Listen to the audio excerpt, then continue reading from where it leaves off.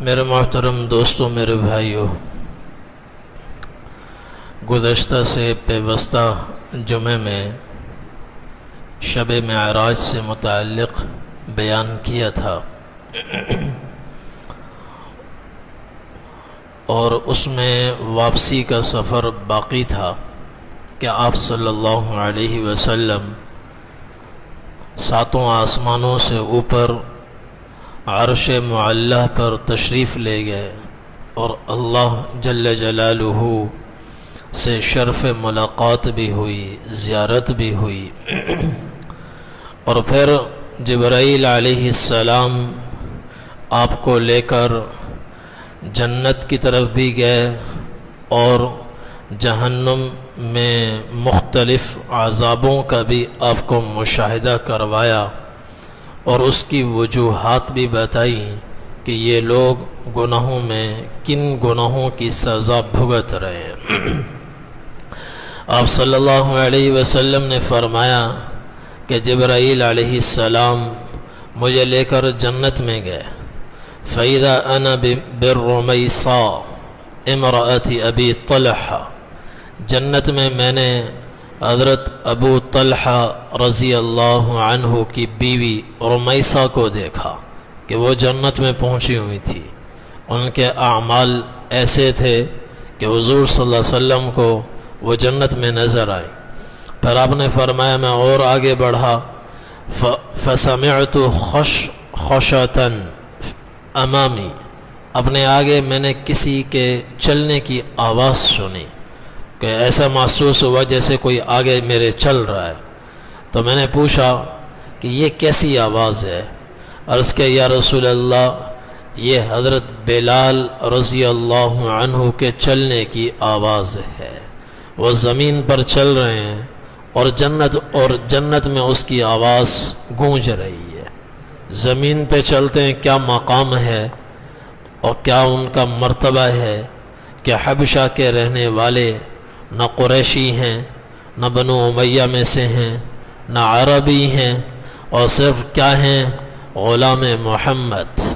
غلامی میں اللہ نے ان کو کیا مرتبہ اور مقام عطا فرمایا کہ حضور حیران ہو گئے کہ بلال تو مکہ میں ہیں اور آواز ان کی جنت میں گونج رہی ہے۔ جب اگلی صبح آپ تشریف لائے، حضرت بلال رضی اللہ عنہ کو آپ نے فرمایا، بلال میں نے تمہارے جنت میں چلنے کی آواز سنی ہے، اس کی کیا وجہ ہے؟ کون سا عمل ایسا کرتے ہو امتیازی؟ انہوں نے عرض کہ یا رسول اللہ، میں جب بھی وضو کرتا ہوں تو میں سمجھتا ہوں کہ وضو اللہ کی توفیق ہے اور اللہ نے مجھے توفیق عطا فرمائی ہے، لہذا مجھے اس کا شکر ادا کرنا چاہیے، تو شکرانے میں 2 نفل ادا کرتا ہوں، اور جب کبھی اذان دیتا ہوں تو 2 رکعت نماز پڑھتا ہوں، وضو کرتا ہوں 2 رکعت نماز پڑھتا ہوں۔ آپ نے فرمایا یہ اسی کی برکت سے ہے۔ پھر آپ نے فرمایا میں نے جنت میں دیکھا، وَرَأَيْتُ قَصْرًا فِي الْجَنَّةِ، جنت میں ایک محل دیکھا، مشیدم بالیواقیت والمرجان، یاقوت اور مرجان اس میں لگے ہوئے۔ قلت لمن ھذا، میں نے اور اس کے صحن میں بفنائہ جاریہ، اور اس جنت کے محل کے صحن میں ایک خوبصورت لڑکی بیٹھی ہوئی ہے، جنت کی حور ہے۔ میں نے پوچھا کہ یہ محل کس کا ہے؟ جواب ملا لفتم من قریش، قریشی نوجوان کا ہے، اور میں بھی چونکہ قریشی ہوں اور بڑا حسین و جمیل محل میں سمجھا میرا ہوگا۔ فذهبت لأدخله، میں داخل ہونے لگا تو فرشتوں نے کہا یا رسول اللہ یہ آپ کا نہیں ہے، آپ کے غلام حضرت عمر رضی اللہ عنہ کا یہ محل ہے۔ پھر آپ نے حضرت عمر رضی اللہ عنہ سے مزاحاً فرمایا ما منعنی الا غیظک یا ابا حفص، ابو حفص، جی چاہتا تھا محل میں اندر جا کر دیکھوں پر تمہارا غصہ، جلال مجھے یاد آیا، تمہاری غیرت مجھے یاد آئی۔ حضرت عمر رضی اللہ عنہ رونے لگے اور عرض کیا ابا علیک اغار، اللہ کے رسول ہمارا غصہ تو آپ کے دشمنوں کے لیے ہے اور ہم تو آپ کے غلام ہیں، ہم بھی آپ کے، ہمارا سب کچھ آپ کا ہے۔ تو جنت میں مختلف آپ نے نظارے دیکھے اور جنت کی آپ نے سیر کی۔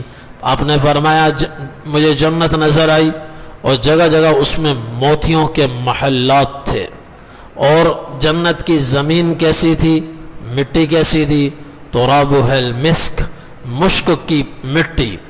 اور ایک روایت میں لبنتم محلات دیکھے، لبنتم من لؤلؤۃ بیضاء، کہ محل کیسے بنے ہوئے ہیں، ایک اینٹ سفید موتی کی۔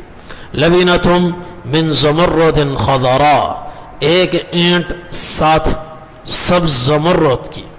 لبنتم من لؤلؤۃ بیضاء من یاقوتۃ حمراء، اور پھر ایک اینٹ سرخ یاقوت کی، سفید موتی کی، پھر سبز زمرد کی، پھر سرخ یاقوت کی، اور یوں محل ان تین طرح کی اینٹوں سے، اور اس میں پھر سونے کی اینٹیں بھی ہیں، چاندی کی اینٹیں بھی ہیں۔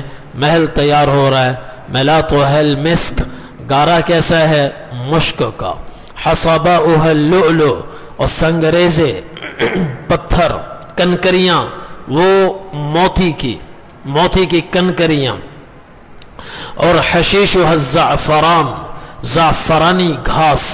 وسقفها عرش الرحمن، اور محل کی چھت ڈالنے کی ضرورت نہیں ہے، اور چھت کے لیے اللہ کا عرش ہی کافی ہے۔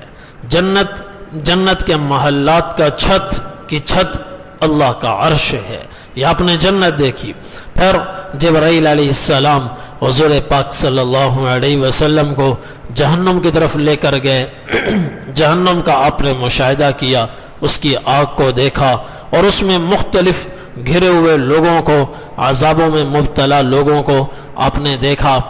ایک آدمی آپ نے فرمایا میں نے کچھ جہنم میں گیا تو میں نے دیکھا کہ دو طرح کے دسترخوان ہیں۔ ایک دسترخوان وہ ہے جن پر اعلیٰ عمدہ لذیذ گوشت پکے ہوئے بھنے ہوئے موجود ہیں، اعلیٰ قسم کے بکرے کے گوشت، شاندار، خوشبودار، لذیذ۔ اور دوسری طرف ولحوم منتنہ، گلے ہوئے، سڑے ہوئے، بدبودار، کالے سیاہ، کہ آدمی ناک پکڑ کر بھی ان کا ایک ذرہ کھا نہیں سکتا، ایسے گلے سڑے بدبودار باسی جلے ہوئے گوشت موجود ہیں۔ اور پھر لوگوں کو دیکھا والناس ينتهبون باللحوم المنتنہ ويدعون اللحوم الطیبہ، کچھ لوگ ہیں جو گلے سڑے گوشت پر ٹوٹے پڑ رہے ہیں اور عمدہ لذیذ بہترین گوشت کو دیکھتے ہی نہیں ہیں، ادھر دیکھتے ہی نہیں ہیں اور ادھر انہوں نے لوٹ مچائی ہوئی ہے۔ ینتہبون، نہبہ کا لفظ ہے، لہبہ کا، جس کا لفظی معنی ہے لوٹ مچائی ہوئی ہے، ایسے ہی دیوانہ وار اس پر پڑ رہے ہیں۔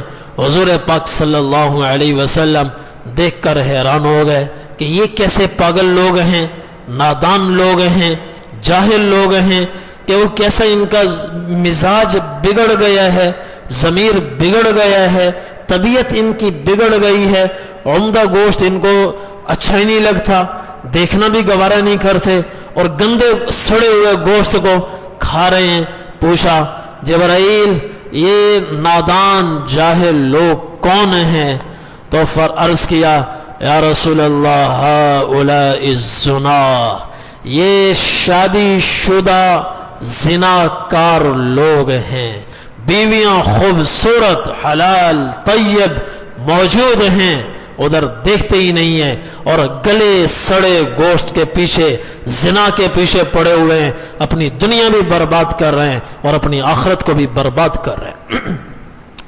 پھر آپ نے فرمایا میں آگے بڑھا، کچھ لوگوں کو دیکھا، لہم اظفار من نحاس، لہم اظفار من نحاس، ان کے ناخن تانبے کے، بڑے بڑے تانبے کے، اور کیا کر رہے ہیں؟ یخمشون وجوہہم وجلودہم، جیسے خارش کے مرض کا مریض اپنے جسم کو نوچتا رہتا ہے اور یوں کھجاتا رہتا ہے، ایسے ہی وہ تانبے کے ناخن ہیں، اس سے اپنے چہروں کی کھال ادھیڑ رہے ہیں اور جسم کی کھال ادھیڑ رہے ہیں۔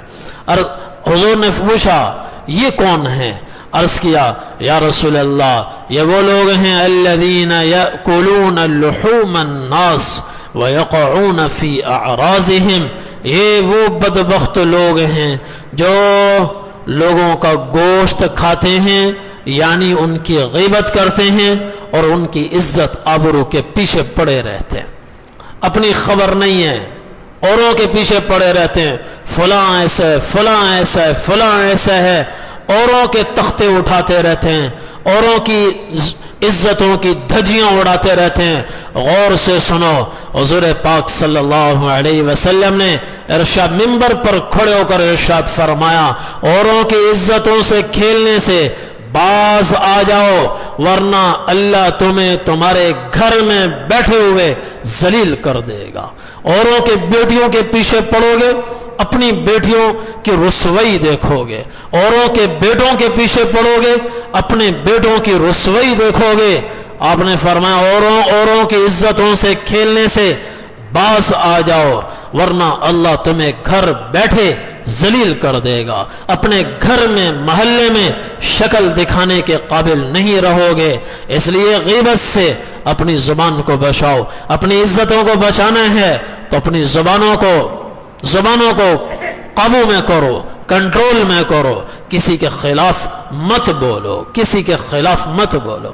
پھر آپ نے فرمایا میں اور آگے بڑھا، کچھ اور لوگوں کو دیکھا تو قطعوا جلودہم بمقاریض من نار، کہ ان کی کھالوں کو ٹکڑے ٹکڑے کیا جا رہا ہے، ان کے جسم کی کھالیں کاٹی جا رہی ہیں کینچیوں سے، اور کینچیاں کون سی؟ لوہے کی نہیں، تانبے کی نہیں، پلاسٹک کی نہیں، کینچیاں آگ کی ہیں، جہنم کی آگ کی کینچیوں سے ان کے جسم کاٹے جا رہے ہیں۔ تو حضور نے پوچھا جبرائیل یہ کون لوگ ہیں؟ عرض کیا الذین یتزینون للزینہ، اللہ کے رسول یہ وہ لوگ ہیں جو غیر شرعی زیب و زینت اختیار کرتے ہیں، غیر شرعی، شریعت اپنے آپ کو بنانے سنوارنے میں شریعت کی حدود پہ کھڑے نہیں ہوتے، نکل جاتے ہیں آگے، روند ڈالتے ہیں، اپنے بناؤ سنگھار ان پر ایسا سوار ہوتا ہے، شریعت کی حدود کو، اللہ اور اس کے رسول کی تعلیمات کو، احکامات کو دیکھتے ہی نہیں ہیں، نظر انداز کرتے ہیں۔ اور یہ کن کا انجام ہے؟ مزید یہ ان لوگوں کا انجام ہے جو نامحرم عورتوں کی نظروں میں جچنے کے لیے زیب و زینت اختیار کرتے ہیں، لباس پہنتے ہیں نامحرم عورتوں کو دکھلانے کے لیے، خوبصورت ہوتے ہیں نامحرم عورتوں کو دکھلانے کے لیے۔ کل قیامت کے دن ان کا انجام یہ ہوگا آگ کی کینچیاں لائی جائیں گی اور ان کے جسموں کو کاٹا جائے گا، ان کے جسموں کو کاٹا جائے گا۔ پھر آپ نے فرمایا ثم مررت بجب منتن الریح سمعت فیہ اصواتا شدیدتا، آگے بڑھا ایک کنواں نظر آیا، تاریک کنواں، ویران کنواں، اور اندر انتہائی بدبو، اور اس کے اندر سے شور ہے، چیخ و پکار ہے، اور دل دہلا دینے والی آوازیں ہیں۔ میں نے پوچھا جبرائیل یہ کون ہیں؟ اس میں کون بدبخت لوگ ہیں؟ فرمایا اس میں وہ عورتیں ہیں نساء کن یتزین للزینہ ویفعلن ما لا یحل لہن، اللہ کے رسول اس میں وہ عورتیں ہیں جو نامحرموں کے لیے بن سنور کر باہر آتی ہیں اور زیب و زینت کے لیے وہ کام کرتی ہیں جو اللہ اور اس کے رسول نے ان کے لیے حلال نہیں کیا، زیب و زینت اختیار کرتی ہیں اور شریعت کی حدود کو پامال کر دیتی ہیں۔ لعن اللہ الواشمات والمستوشمات، والمتنمصات والواصلات والمستوصلات والمتفلجات للحسن المغیرات لخلق اللہ. حضور صلی اللہ علیہ وسلم نے ان عورتوں پر لعنت فرمائی ہے جو اپنے جسم کو دغواتی ہیں. بعض لوگ سوئیاں چبو کر کوئی کچھ نہ کچھ بنواتے ہیں، کوئی ٹیٹوا بنواتا ہے، کوئی کیا بنواتا ہے، کوئی مصنوعی تل بناتی ہیں. تل بنانے والی بنوانے والی دونوں پر حضور نے لعنت فرمائی ہے، صحیح بخاری کی حدیث ہے. اور بال نوچنے والی، ایک ہے بال نوچنا جو عیب دور کرنے کے لیے ہو، کسی عورت کے داڑھی نکل آئے تو یہ عیب ہے، اس کو عیب کو دور کرنا بالکل صحیح ہے. لیکن ایک ہے کہ اپنی بالکل کماندار ابرو بنانا، بال نوچنا، اس کو باریک کر دینا، اس پر حضور پاک صلی اللہ علیہ وسلم نے لعنت فرمائی ہے، لعنت فرمائی ہے. حضرت عبداللہ بن مسعود رضی اللہ عنہ ایسی چند عورتوں پر لعنت فرما رہے تھے. ایک عورت آئی کہنے لگی میں نے سنا ہے تم لعنت کرتے ہو، تم ان عورتوں پر لعنت کرتے ہو. تو حضرت عبداللہ بن مسعود رضی اللہ عنہ نے فرمایا میں اس پر کیوں لعنت نہ کروں جس پر اللہ نے لعنت کی ہے اور اللہ کے رسول نے لعنت کی ہے. اس نے کہا اللہ نے کہاں لعنت کی ہے؟ میں نے پورا قرآن پڑھا ہے، الحمد سے لے کر والناس تک پڑھا ہے. فرمایا تم نے صرف پڑھا ہے، سمجھا نہیں ہے. اگر تم غور سے پڑھتی، لو قرأتیہ لوجدتیہ، غور سے پڑھتی تو تمہیں اس قرآن میں ملتا کہ اس پر اللہ نے بھی لعنت کی ہے، اللہ کے رسول نے بھی لعنت کی ہے. اس نے کہا میں نے پورا قرآن پڑھا ہے، کہاں لعنت ہوئی ہے؟ فرمایا تم نے قرآن کی یہ آیت نہیں پڑھی وما آتاکم الرسول فخذوہ وما نہاکم عنہ فانتہوا، جو رسول تمہیں دیں اس کو لے لو اور جس سے روکیں اس سے رک جاؤ. یہ آیت پڑھی ہے کہ نہیں پڑھی؟ اس نے کہا جی پڑھی ہے. فرمایا جو حضور نے دیا ہے اس میں یہ بھی ہے. آپ نے اس عورت پر بھی لعنت فرمائی، اس پر بھی لعنت فرمائی، اس پر بھی لعنت فرمائی. لعن اللہ الواشمات والمستوشمات والواصلات والمستوصلات والمتنمصات المغیرات لخلق اللہ. صحیح بخاری کی حدیث ہے کہ حضور صلی اللہ علیہ وسلم نے ان عورتوں پر لعنت فرمائی جو زیب و زینت اختیار کرنے کے لیے شریعت کی حدود کو روند ڈالتی ہیں، اللہ اور اس کے رسول کے ارشادات کو، فرامین کو نظر انداز کر دیتی ہیں. زیب و زینت کی بھی حد ہے، حد ہے. اللہ نے حدود مقرر کی ہیں، اس حدود میں رہ کر اپنی زیب و زینت اختیار کرو. وہ حد کیا ہے؟ اللہ کے رسول کی سیرت کو پڑھو، آپ کے اسوے کو دیکھو.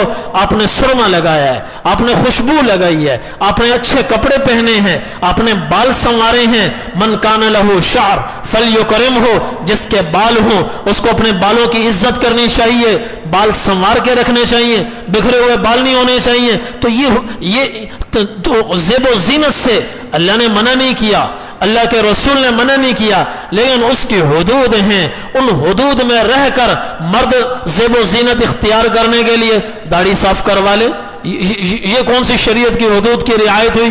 عورتیں زیب و زینت اختیار کرنے کے لیے وہ چیزیں اختیار کریں جن پر حضور پاک صلی اللہ علیہ وسلم نے لعنت کی ہے.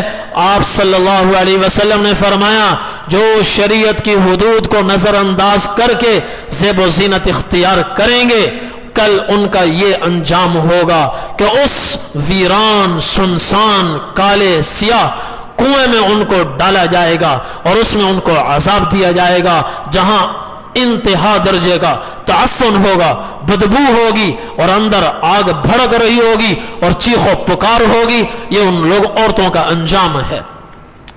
پھر حضور صلی اللہ علیہ وسلم نے فرمایا میں نے کچھ اور لوگوں کو بھی دیکھا، کچھ اور کو بھی دیکھا. وہ کون تھے؟ وہ ممبر و محراب پر بیٹھنے والے، ممبر و محراب پر بیٹھنے والے، ہم جیسے تقریریں کرنے والے. فرمایا میں نے کچھ لوگوں کو دیکھا تقرض شفاہہم بمقاریض من نار، آگ کی کینچیاں لائی گئی اور ان کے ہونٹ کاٹے گئے، ہونٹ کاٹے گئے. تو میں نے پوچھا یہ کون ہیں؟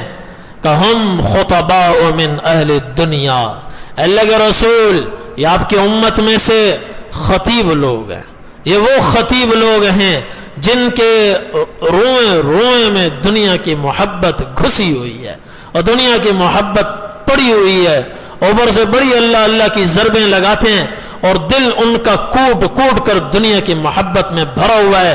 یأمرون الناس بالبر وینسون انفسہم، ممبر و محراب پر بیٹھ کر بڑے اونچے تقوی کی باتیں کرتے ہیں اور خلوت میں جا کر خنجر چلاتے ہیں، اللہ اور اس کے رسول کے احکامات کو پامال کرتے ہیں، روندتے ہیں۔ وَهُمْ يَتْلُونَ الْكِتَابِ، صبح شام قرآن بھی پڑھتے ہیں۔ افلا يعقلون، ان کو اتنی سمجھ میں نہیں آتی، جو کہہ رہے ہیں خود اس پر عمل بھی ہونا چاہیے، اور جو کہے عمل نہ کرے تو اس کا یہ انجام ہوگا کہ قیامت کے دن اس کے ہونٹ کاٹ دیے جائیں گے۔ اور بھی نبی کریم صلی اللہ علیہ وسلم نے بڑے عذاب دیکھے اور امت کو بتائے، اور ایک روایت پھر آپ نے عرش پر دیکھا، ایک حدیث سناتا ہوں، وقت بھی نکل رہا ہے۔ آپ نے عرش پر دیکھا، عرش پر لکھا ہوا تھا القرص الصدقة بعشر امثالها والقرص ب18، کہ عرش پر لکھا ہوا ہے کہ صدقہ کرو گے 10 گنا ملے گا، قرض دو گے تو 18 گنا ملے گا۔ عجیب بات ہے کہ نہیں؟ قرض صدقہ آدمی دیتا ہے، مکمل طور پر دے دیا، قرض تو واپس بھی لینا پڑتا ہے، قرض تو واپس ملتا ہے، تو اصولاً قرض پر اجر و ثواب کم ہونا چاہیے اور صدقے پر ثواب زیادہ ہونا چاہیے، مگر اللہ نے اپنے عرش پر لکھ کر لگایا ہوا ہے الصدقہ بعشر امثالها، صدقہ دو گے تمہیں 10 گنا ملے گا، اور والقرض ب18، قرضہ دو گے تو 18 گنا ملے گا۔ آپ صلی اللہ علیہ وسلم دیکھ کر حیران ہو گئے، آپ نے فرمایا ما بال جبرائیل، جبرائیل یہ کیا ماجرا ہے، یہ کیا معاملہ ہے؟ عرض کیا یا رسول اللہ یہ اس لیے ہے لأن السائل يسأل وعنده والمستقرث لا يستقرث الا لحاجہ، کبھی آدمی پیشے کی وجہ سے بھی مانگ رہا ہوتا ہے، صدقہ عام طور پر اس کو دیا جاتا ہے جو مانگ رہا ہوتا ہے، اور آدمی اپنا پیشہ بنا لیتا ہے، ضرورت نہیں ہوتی مگر وہ مانگے چلا جا رہا ہے، مانگے چلا جا رہا ہے۔ صدقہ ایسے آدمی کے پاس پہنچ جاتا ہے جو ضرورت مند نہیں ہوتا، اور قرض آدمی ہمیشہ اس وقت مانگتا ہے جب وہ مصیبت میں ہوتا ہے، جب وہ پریشانی میں ہوتا ہے، جب وہ سخت ضرورت میں ہوتا ہے۔ اس کی میں مثال دوں، پچھلے سال اسی موسم میں لاک ڈاؤن ہوا تو جو مانگنے والے تھے ان کے گھروں میں راشن کے انبار لگ گئے، اور انہوں نے آپ سے مانگا جی 1 بوری آٹے کی دے دو، آپ نے دے دی، تو گھر میں ضرورت نہیں ہے، انہوں نے آگے جا کر بیچ دی، کسی اور کو دے دی، یا ویسے اسٹور کر لی۔ اور ایک آدمی وہ ہے جس کی تنخواہ ہے لاکھوں میں، اور لاکھوں میں تنخواہ ہے تو خرچے بھی لاکھوں میں ہوتے ہیں، مگر کمپنی نے کہا کہ 3 مہینے تک ہم تنخواہ نہیں دے سکتے۔ اب وہ ہے سفید پوش، کسی سے مانگ نہیں سکتا، اور گھر میں فاقے آ گئے، پریشانی آ گئی، اور کسی کے سامنے ضرورت کا اظہار نہیں کر سکتا، عزت ابرو جا رہی ہے۔ سفید پوش آدمی کے لیے عزت بڑی چیز ہوتی ہے، اور جو مانگنے والا اس کو اس کی کوئی پرواہ نہیں ہے۔ تو وہ جب مجبور ہوا، تنگ ہوا، تو اس نے کہا بھائی مجھے 10,000 روپے قرض دے دو، تو کسی نے قرضہ دے دیا، اس نے راشن لیا، بچوں کو لیا، ایک ایک لقمے پر اس کے بچے کریں اللہ اللہ اس آدمی کا بھلا کرے جس نے اس مشکل میں ہمارا ساتھ دیا، اس مشکل میں ہمارا ساتھ دیا۔ تو وہ بوری غیر ضرورت آدمی کے پاس پہنچ گئی جس کے پاس ضرورت نہیں۔ اب خود بتاؤ کس پر اجر ہونا چاہیے؟ اجر تو اس پر ہونا چاہیے۔ تو اس لیے اللہ نے عرش پر لکھا ہوا ہے کہ قرض پر 18 گنا، اور جو آدمی قرضہ دیتا ہے خاص طور پر اس زمانے میں، تو قرض دینے کے بعد جو اس کا حال ہوتا ہے وہ خون کے آنسو نکالنے پڑتے ہیں، کڑوے گھونٹ اس کو پینے پڑتے ہیں قرضہ دے کر، اور پھر دوستیاں ختم ہو جاتی ہیں قرض کی وجہ سے۔ پھر ان ساری چیزوں کو برداشت کرنا، اس لیے اللہ نے اس پر اجر بھی بہت زیادہ رکھا ہے۔ آپ صلی اللہ علیہ وسلم پھر آسمان سے زمین کی طرف تشریف لائے۔ وقت بہت ہے، مجھ سے کہا گیا کہ 50 پر ختم کریں، تو ابھی میں یہیں روک دیتا ہوں اپنی بات کو۔ انشاءاللہ واپسی کا سفر آئندہ جمعہ میں عرض کروں گا۔ اللہ جل جلالہ عمل کرنے کی توفیق عطا فرمائے۔